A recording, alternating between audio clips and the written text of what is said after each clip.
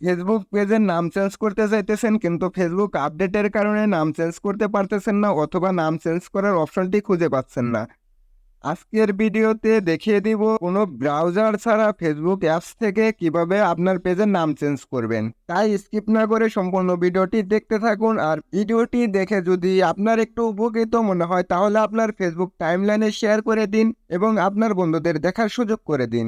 আর কথা না বাড়িয়ে চলুন মূল ভিডিওতে চলে যাই।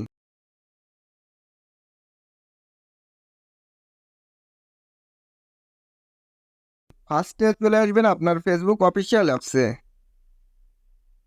ফেসবুক অফিসিয়াল অ্যাপসে আসার পর আপনার পেজটি লগ ইন করে নেবেন। লগ ইন করার পর ডাইন কর্নারে আপনার প্রোফাইল লোগো যে আছে ওইখানে ক্লিক করবেন। প্রোফাইল আইকনের উপর ক্লিক করার পর একটু উপর দিকে ফলো করলে দেখতে পাবেন সেটিং আইকন, অথবা একটু নিচ দিকে স্ক্রল করলে দেখতে পাবেন সেটিং অ্যান্ড প্রাইভেসি নামে একটি অপশন আছে।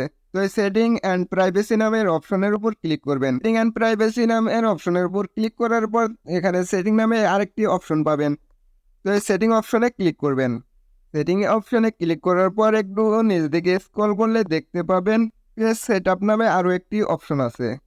তো এই পেজ সেটআপ অপশনের উপর ক্লিক করবেন। তো এই পেজ সেটআপ অপশনের উপর ক্লিক করার পর এখানে দেখতে পাবেন নেম নামে আরও একটি অপশন আছে। তার পাশে দেখতে পাবেন ভিউ নামে আরও একটি অপশন আছে। তো আপনারা এই ভিউ অপশনে ক্লিক করবেন। ভিউতে ক্লিক করার পর এখানে আপনার নাম চেঞ্জ করার ঘরটি চলে আসবে। নাম চেঞ্জ করার জন্য একটি শর্ত আছে, আপনি যদি একবার আপনার পেজের নাম চেঞ্জ করেন তাহলে পরবর্তী 60 দিনের মধ্যে আপনি আপনার ফেসবুক পেজের নাম চেঞ্জ করতে পারবেন না। নেম অপশনের নিচে এখানে আপনার বর্তমান পেজের নামটি দেখতে পাবেন। তো এখানে ট্যাপ করবেন, এখান থেকে আপনার বর্তমান নামটি কেটে দিবেন। এখানে আপনি যে নামটি দিতে যাচ্ছেন সেই নামটি লিখবেন। আপনি যে নামটি দিবেন সেই নামটি লেখার পর এখানে রিভিউ চেঞ্জ নামে একটি অপশন আছে, এখানে ক্লিক করবেন। রিভিউ ক্লিক করার পর একটু নিচ দিকে ফলো করলে দেখতে পাবেন to save this setting please enter your Facebook password. তো এই বক্সের এখানে আপনার যে ফেসবুক আইডি আছে এই ফেসবুক আইডির পাসওয়ার্ডটি দিবেন। আমি আমার আইডির পাসওয়ার্ডটি দিয়ে দিতেছি। পাসওয়ার্ডটি দেওয়া হয়ে গেলে এখানে সেভ চেঞ্জ নামে একটি অপশন পাবেন। তো এই সেভ চেঞ্জ